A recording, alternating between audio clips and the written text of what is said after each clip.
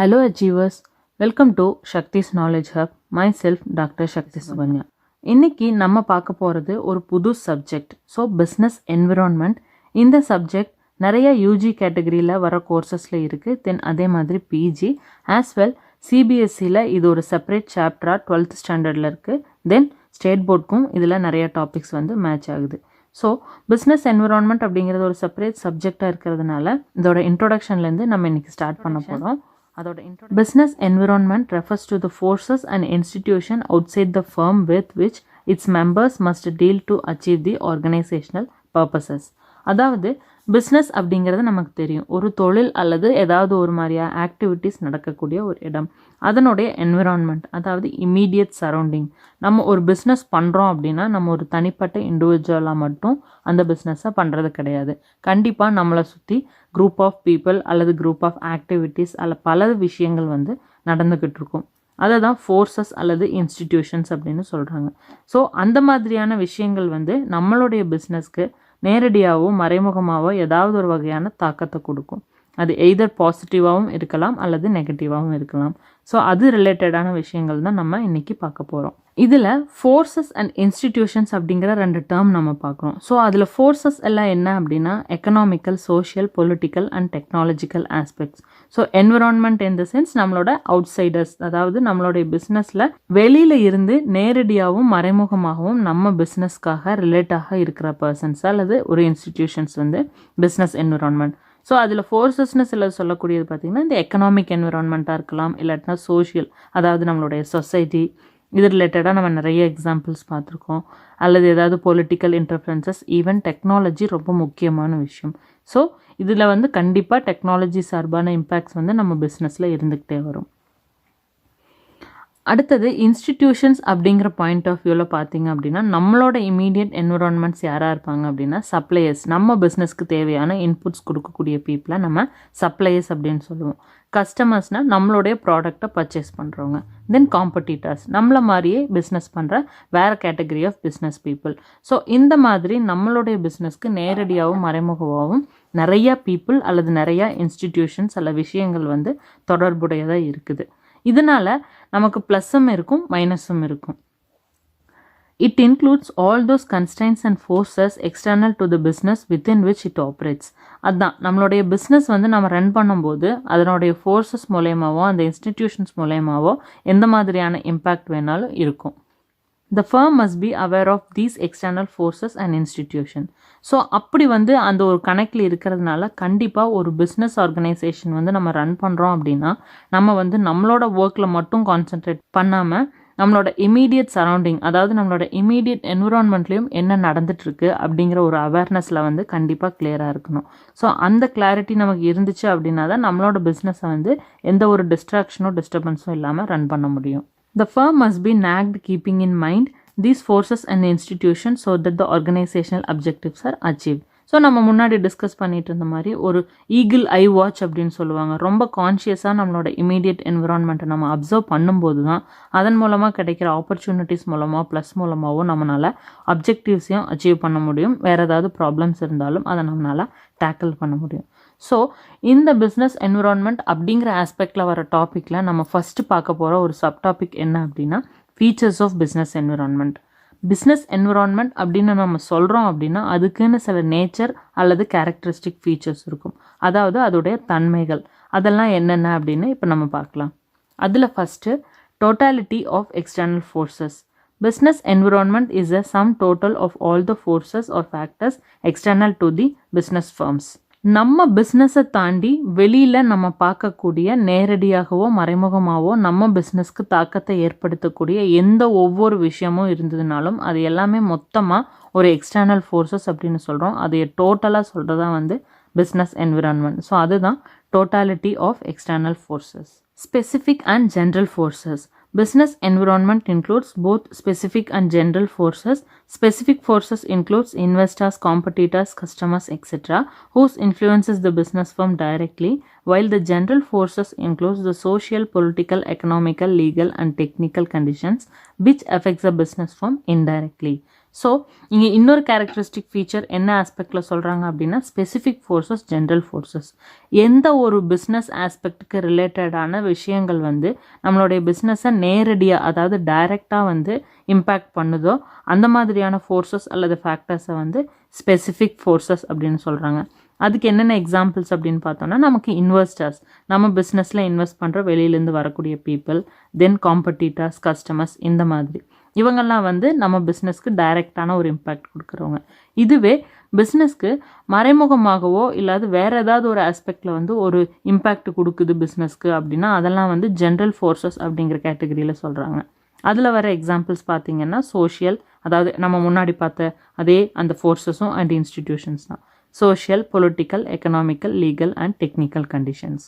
அடுத்தது inter relatedness, அதாவது ஒன்றுக்கு ஒன்று தொடர்புடையதாக இருக்குது. ஒரு விஷயத்திற்கும் இன்னொரு விஷயத்திற்கும் நம்ம பிஸ்னஸில் இருக்கிற இம்பேக்ட்ஸ் பேஸ் பண்ணி ஒவ்வொரு ஃபேக்டர்ஸுமே வந்து ஒன்னோட ஒன்று தொடர்புடையதாக இருக்குது. Interrelatedness. All the forces or factors of the business environment are closely interrelated. ஸோ அதுக்கு என்ன எக்ஸாம்பிள் சொல்லியிருக்காங்க அப்படின்னா, increased awareness of healthcare has raised the demand for the organic foods and roasted snacks. இப்போது health அப்படிங்கிற விஷயத்தில் வந்து எல்லாருமே கான்ஷியஸாக இருந்தாலும் இப்போ ரீசெண்ட் டேஸில் நிறைய அவேர்னஸ் கொடுக்கறதுனால அந்த ஹெல்த் கான்ஷியஸ்னஸ் வந்து நிறைய பேர் ரொம்ப ஃபோக்கஸ்டாக இருக்க ஆரம்பிச்சிட்டாங்க.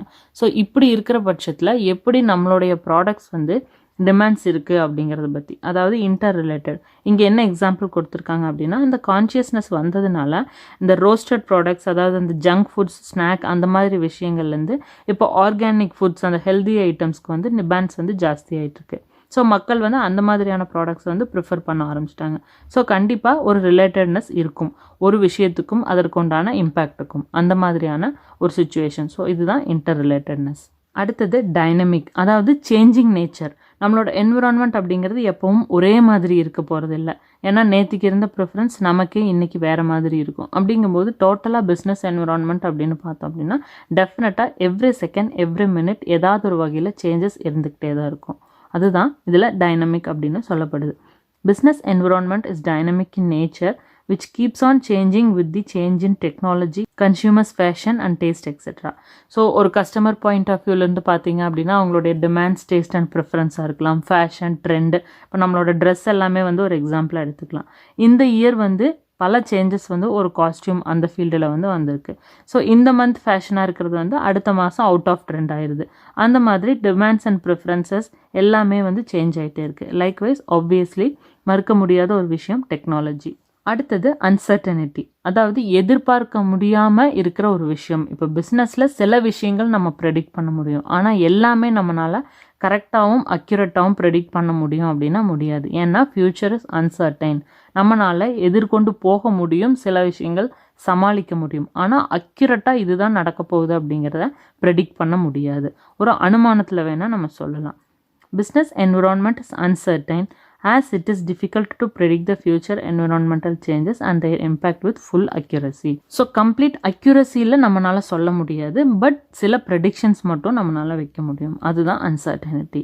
அடுத்தது complexity. Business environment is complex which is easy to understand in part separately but it is difficult to understand in totality. So complexity அப்படிங்கிறது வந்து ஒரு வகையான difficulty. இப்போ நம்ம என்ன பார்த்தோம், பிஸ்னஸ் என்விரான்மெண்ட் அப்படின்னா நம்மளுடைய பிஸ்னஸ்க்கு நேரடியாகவும் மறைமுகமாகவும் ஏதாவது ஒரு வகையில் தொடர்புடைய நிறைய ஃபேக்டர்ஸ், நிறையா ஃபோர்ஸஸ் அல்லது இன்ஸ்டிடியூஷன்ஸ். இதில் ஏதாவது ஒரு விஷயம் இல்லைன்னா தனித்தனியாக பர்டிகுலராக வந்து நம்மளால் அண்டர்ஸ்டாண்ட் பண்ணிக்க முடியும், ஆனால் ஹோலாக டோட்டலாக வந்து நம்மளால் அண்டர்ஸ்டாண்ட் பண்ணிக்க முடியாது. ஸோ எக்ஸாம்பிள்ஸ் பார்த்திங்கன்னா கஸ்டமர், சப்ளையர், கவர்மெண்ட், இல்லாட்டி ஏதாவது ஒரு ஜென்ரலான விஷயங்கள், நேச்சுரல் காலமேட்டிக்ஸ், இந்த மாதிரி பல என்விரான்மெண்ட்ஸோட ஃபேக்டர்ஸ் இருக்குது. அதில் இன்கேஸ் கஸ்டமர் அப்படின்னு பார்த்தீங்க அப்படின்னா அவங்களே ஏதாவது ஒரு வகையில் நீங்கள் ரிலேட்டடாகவே கொண்டு போயிட்டுருக்கீங்க உங்கள் பிஸ்னஸில். ஏன்னா உங்கள் கஸ்டமருக்காக தான் உங்கள் ப்ராடக்ட்ஸ் போகுது. அப்படிங்கும்போது எய்தர் உங்களோட மார்க்கெட்டிங் டிபார்ட்மெண்ட் இல்லை ஏதாவது உங்களுடைய சோர்ஸஸ் வந்து கஸ்டமரோட டிமாண்ட்ஸ் அண்ட் ப்ரிஃபரன்ஸாக கரெக்டாக தெரிஞ்சுக்குவீங்க. ஸோ அப்படி ஒரு பார்ட்டாக செப்பரேட்டாக மட்டும் ஏதாவது ஒரு ஃபேக்டர் உங்களால் அண்டர்ஸ்டாண்ட் பண்ணிக்க முடியும், அது கொஞ்சம் ஈஸியாகவும் இருக்கும். ஆனால் ஹோல் பிஸ்னஸ் என்விரான்மெண்ட்டையும் கண்டிப்பாக தெரிஞ்சுக்கிறது கஷ்டம். ஸோ அதுதான் வந்து அந்த காம்ப்ளெக்சிட்டி, அதாவது அந்த டிஃபிகல்ட்டிஸ். அப்படி லாஸ்ட் ஃபீச்சர்ஸ் ரிலேட்டிவிட்டி. இதுவும் அப்படி தான், அதாவது ஒரு ரிலேட்டிவ் ஒரு ரிசல்ட் நடக்குது அல்லது ஒரு இம்பேக்ட் இருக்குது அப்படின்னா கண்டிப்பாக அது ஒன்றுக்கு ஒன்று வந்து தொடர்புடையதாக இருக்கும். ஏதாவது ஒரு ரிலேட்டிவ்னஸ் வந்து இருந்துகிட்ருக்கும். Business environment is a relative concept whose impact is differing from country to country, region to region, and firm to firm. For example, a shift in preferences from the soft drink or the juice will be welcomed as an opportunity by the juice making company, while the threat to soft drinks manufacturing. So ஒரு country to country அல்லது ஒரு region to region, firm to firm அப்படிங்கிற பாயிண்டில் impact வந்து டிஃப்ரெண்ட்டாக இருக்கும். ஆனால் கண்டிப்பாக வந்து ஒன்றோட ஒன்று தொடர்புடையதாக இருக்கும். ஸோ அது எந்த மாதிரியான இம்பேக்ட் அப்படின்னா இங்கே ஒரு எக்ஸாம்பிள் கொடுத்துருக்காங்க. ஜென்ரலாக கஸ்டமருடைய ப்ரிஃபரன்ஸ் அப்படிங்கிறது வந்து ஒரு சாஃப்ட் ட்ரிங்க் அப்படின்னு சொல்லக்கூடிய இந்த ஜங்க் கைண்ட் ஆஃப் ஐட்டம்லேருந்து ஒரு ஜூஸ் அல்லது ஃப்ரெஷ் ஜூஸ் அல்லது நேச்சர் பேஸ்டான ப்ராடக்ட்ஸுக்கு ஷிஃப்ட் ஆகுது அப்படின்னா இது என்ன மீன் பண்ணுது? கண்டிப்பாக இந்த ஜூஸ் மேனுஃபேக்சரிங் அல்லது ஹெல்த்தி ப்ராடக்ட்ஸ் மேனுஃபேக்சரிங் பண்ணுறவங்களுடைய ப்ராடக்ட்ஸுக்கு டிமாண்ட் ஜாஸ்தியாகும். இதுவே இந்த மாதிரியான ப்ராடக்ட்ஸ் மேனுஃபேக்சர் பண்ணுறவங்களுடைய ப்ராடக்ட்ஸுக்கு வந்து டிமாண்ட் கம்மியாகும். ஸோ இங்கே பாசிட்டிவ் இம்பேக்ட் இருக்குது, இங்கே நெகட்டிவ் இம்பேக்ட் இருக்குது. ஸோ ஒவ்வொருத்தருடைய ரிசல்ட் வந்து வேறையாக இருந்தாலும் கண்டிப்பாக அது ஏதோ ஒரு ரிலேட்டட் ரீசன்ஸ்னால தான் அந்த ரிசல்ட் வந்து வருது. ஸோ இவங்களுக்கு ப்ளஸ்ஸாக அமைகிற விஷயம் இங்கே இவங்களுக்கு மைனஸாக வருது. அதுதான் அந்த variation. At the same time அந்த ரிலேட்டிவிட்டியும் இருக்குது. இதோட கேரக்டரிஸ்டிக் ஃபீச்சர்ஸ் முடிஞ்சிருச்சு. இதே பிஸ்னஸ் என்விரான்மெண்ட்டில் நம்ம அடுத்து பார்க்கக்கூடிய டாபிக் என்ன அப்படின்னா இம்பார்ட்டன்ஸ் ஆஃப் பிஸ்னஸ் என்விரான்மெண்ட். அதாவது எதுக்கு ஒரு பிஸ்னஸ் என்விரான்மெண்ட் அப்படிங்கிற விஷயம் நம்ம பிஸ்னஸ்க்கு நம்ம ரிலேட் பண்ணி பார்க்கணும், எதனால் ரொம்ப முக்கியம், எதுக்காக நம்ம கான்சன்ட்ரேஷன் வந்து நம்மளுடைய பிஸ்னஸ் என்விரான்மெண்ட் அதாவது நம்மளுடைய இமீடியட் சரௌண்டிங்க்கு நம்ம ஃபோக்கஸ் கொடுக்கணும், நம்ம பார்க்கணும் அப்படிங்கிறது. Importance of business environment. அதில் first identification of opportunities to get the first mover advantage. Understanding of business environment helps an organization in identifying the advantageous opportunity and getting their benefits prior to competitors, thus reaping the benefits of being a pioneer. Identification of opportunities to get the first mover advantage. So நம்மளோட பிஸ்னஸ்க்கு opportunities அப்படிங்கிறது கண்டிப்பாக வந்துக்கிட்டே தான் இருக்கும். அதை எப்படி நம்ம கொண்டுட்டு வர முடியும் அப்படின்னா கண்டிப்பாக ஏதாவது ஒரு அப்சர்வேஷன் மூலமாக தான். இப்போ இன்கேஸ் கஸ்டமர்ஸ்க்கு ஏதாவது ஒரு புது டிமாண்ட்ஸ் இருக்குது, இல்லாட்டினா உங்கள் காம்படிட்டர் வந்து ஏதாவது ஒரு புது ப்ராடக்ட் இன்ட்ரடியூஸ் பண்ணுறாங்க அப்படின்னா எப்படி நீங்கள் எந்த அளவுக்கு அப்சர்வேஷன் வச்சுருக்கீங்களோ அந்தளவுக்கு உங்களோட பிஸ்னஸ்க்கான ஆப்பர்ச்சுனிட்டியை வந்து உங்களால் ஈஸியாக ஐடென்டிஃபை பண்ண முடியும். ஸோ அந்த மாதிரியான ஒரு ஐடென்டிஃபிகேஷன் வந்து உங்களுக்கு மிகப்பெரிய அட்வான்டேஜாகவும் இருக்குது, நல்ல ஆப்பர்ச்சுனிட்டிஸ் க்ரியேட் பண்ணி கொடுக்குது.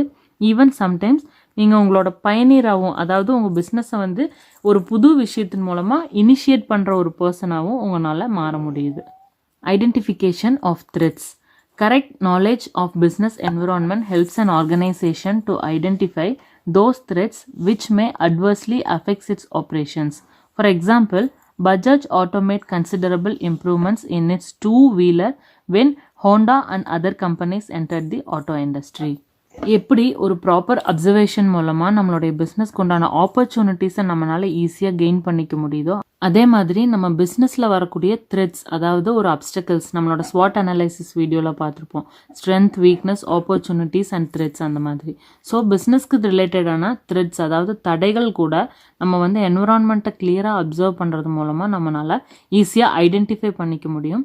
ஸோ அந்த த்ரெட்ஸ் மூலமாக ஏதாவது ஒரு ப்ராப்ளம் வருது அப்படின்னா கூட அதையும் நம்ம அண்டர்ஸ்டாண்ட் பண்ணிவிட்டு நம்ம பிஸ்னஸை பாசிட்டிவாக எப்படி கொண்டு போக முடியுமோ அந்த மாதிரி கொண்டு போக முடியுது. ஸோ அதுக்கு இங்கே என்ன எக்ஸாம்பிள் கொடுத்துருக்காங்க அப்படின்னா பஜாஜ் இண்டஸ்ட்ரி வந்து அவங்களோட டூ வீலரில் வந்து ஹோண்டா அண்ட் மற்ற கம்பெனிஸ் சேம் ரிலேட்டட் ப்ராடக்ட்ஸ் மூலமாக உள்ளே வர்றாங்க அப்படின்னு தெரிஞ்சோன்னா அவங்களுடைய ப்ராடக்ட்ஸில் வந்து சில இம்ப்ரூவ்மெண்ட்ஸ் கொண்டு வர ஆரம்பித்தாங்க. ஸோ காம்படிட்டரை பார்த்து அவங்களால அந்த த்ரெட்ஸையும் கன்சிடர் பண்ணிவிட்டு அவங்களோட பிஸ்னஸ்க்கு நல்ல விதமாக கொண்டுட்டு போகிறதுக்கு ஒரு ஆப்பர்ச்சுனிட்டியாக அமையிறது வந்து நம்மளுடைய பிஸ்னஸ் என்விரான்மெண்ட்டை நம்ம ப்ராப்பராக அப்சர்வ் பண்ணுறது அப்படிங்கிற ஒரு இம்பார்ட்டண்ட் ரீசன்னால். இது taping useful resources. Business environments makes available various resources such as capital, labor, machines, raw material, etc. to the business firm. So ஒரு பிஸ்னஸ் நம்ம ரன் பண்ணுறோம் அல்லது ஒரு பிஸ்னஸ் ஆக்டிவிட்டி நம்ம பண்ணுறோம் அப்படின்னா கண்டிப்பாக அதுக்கு பல விதமான ரிசோர்ஸஸ் வந்து நம்ம பிஸ்னஸ்க்கு தேவைப்படுது.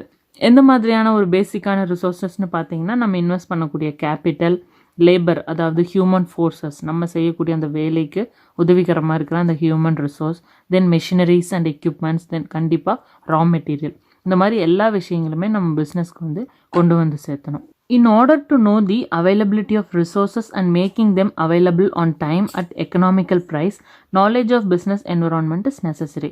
ஸோ அந்த மாதிரியான வர சுச்சுவேஷன்ஸில் நம்ம பிஸ்னஸ் என்விரான்மெண்ட்டை நம்ம கரெக்டாக அப்சர்வ் பண்ணிட்டு இருந்தோம் அப்படின்னா நமக்கு தேவையான ஒரு பொருளோ அல்லது நம்மளோட பிஸ்னஸ்க்கு தேவையான ஒரு ரெக்குயர்மெண்ட்ஸை வந்து எக்கனாமிக் பாயிண்ட் ஆஃப் வியூவில் சரி மற்ற பெனிஃபிஷியல் பாயிண்ட் ஆஃப் வியூவில் நம்மளால் செலக்ட் பண்ண முடியும். எக்ஸாம்பிள் பார்த்துக்கிட்டிங்க அப்படின்னா ஒரு மார்க்கெட்டில் நம்ம பிஸ்னஸ்க்கு தேவையான ஒரு பர்டிகுலர் ரா மெட்டீரியல் ஒரு 3 சப்ளையர்ஸ் வந்து டிஸ்ட்ரிபியூட் பண்ணிகிட்டு இருக்காங்க. அவங்க சப்ளை பண்ணுற எல்லாமே same nature of product, but price wise quality wise பார்த்தீங்க அப்படின்னா ஒரு வேரியேஷன்ஸ் இருக்குது. ஸோ சப்ளையர் ஏபிசி நம்ம ஒரு எக்ஸாம்பிளாக எடுத்திருக்கோம். அங்கே அந்த ரா மெட்டீரியலுக்கு உண்டான ப்ரைஸ் 10, 12 and 14 இருக்குது. ஸோ நம்ம கண்டிப்பாக யாரை சூஸ் பண்ணுவோம்? Supplier A. ஏன்னா price and quality wise comparatively supplier A வந்து பெஸ்ட்டாக இருக்காங்க. ஸோ இந்த டிசிஷன் எப்படி பாசிபிள் ஆச்சு அப்படின்னா நம்மளுடைய பிஸ்னஸ் என்விரான்மெண்ட்டோடைய அப்சர்வேஷன் மூலயமா தான். ஸோ இந்த மாதிரி பிஸ்னஸ் என்விரான்மெண்ட் வந்து நம்ம கண்டிப்பாக அப்சர்வேஷனில் வச்சுருக்கணும். Coping with rapid changes. நம்ம பிஸ்னஸில் நடக்கக்கூடிய சேஞ்சஸ், அதாவது ஒரு பிஸ்னஸ் என்விரான்மெண்ட் எடுத்துக்கிட்டிங்கனாலும் ஒரு மார்க்கெட்டிங் என்விரான்மெண்ட்டை நீங்கள் எடுத்துக்கிட்டிங்கனாலும் கண்டிப்பாக சேஞ்சஸ் அப்படிங்கிறது வந்து இருந்துக்கிட்டே தான் இருக்கும். ஸோ அந்த மாதிரி ஒரு சேஞ்சஸ் வர்ற இடத்துல நம்மளால் எப்படி டேக்கிள் பண்ணி அது போக முடியுது, கோப்பிங், அதாவது நம்மளால் பேலன்ஸ் பண்ணி நம்மளோட பிஸ்னஸை ரன் பண்ண முடியுது.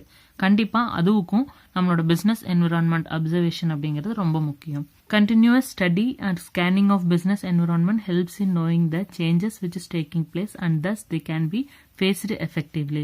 ஸோ நம்ம அப்சர்வேஷன் பண்ணுறது மூலமாக ஒரு இமீடியட்டான பிஸ்னஸ் என்விரான்மெண்ட் நம்மளை சப்ளையர் சைடு ஆகட்டும், கவர்மெண்ட் ஆகட்டும், கஸ்டமர்ஸ் ஆகட்டும், காம்படிட்டர்ஸ், இந்த மாதிரி யார் எந்த ஒரு புது ஸ்டெப் எடுத்து வச்சாலும் நம்ம அதை ப்ராப்பராக அண்டர்ஸ்டாண்ட் பண்ணிக்கணும். அதே மாதிரி வர்ற ஒவ்வொரு சேஞ்சஸையும் அப்சர்வ் பண்ணோம் அப்படின்னா கண்டிப்பாக நம்மளால் நம்மளோட பிஸ்னஸ் என்விரான்மெண்ட்டில் பிஸ்னஸ் பண்ணும்போது நம்ம சர்வைவல் வந்து ஈஸியாகவும் இருக்கும், நம்மளோட அப்ஜெக்டிவ்ஸையும் வந்து ப்ராப்பராக அச்சீவ் பண்ண முடியும்.